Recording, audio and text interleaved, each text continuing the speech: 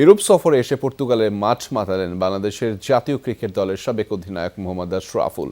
শনিবার বিকেলে রাইজিং সিলেটের পক্ষে সাইনিং কুমিল্লার বিপক্ষে খেলেন তিনি। দেশটির আলমাদা স্টেশনে মাঠে হয় এই ম্যাচ। 52 রানের দারুণ ইনিংস খেলে দলের জয়ে বড় ভূমিকা রাখেন আশরাফুল।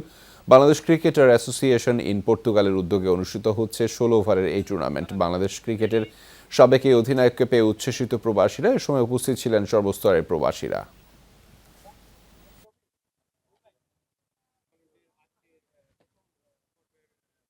পর্তুগালে এসব ঘুরতে এসেছি কিন্তু পর্তুগালে এসব ঘুরতে এসেছি কিন্তু খেলার একটা আয়োজন করেছেন এবং খেলছি। যদিও আমি কুমিল্লা ব্রাহ্মণবাড়িয়ার ছেলে, কিন্তু আমি খেলছি সিলেটের হয়ে।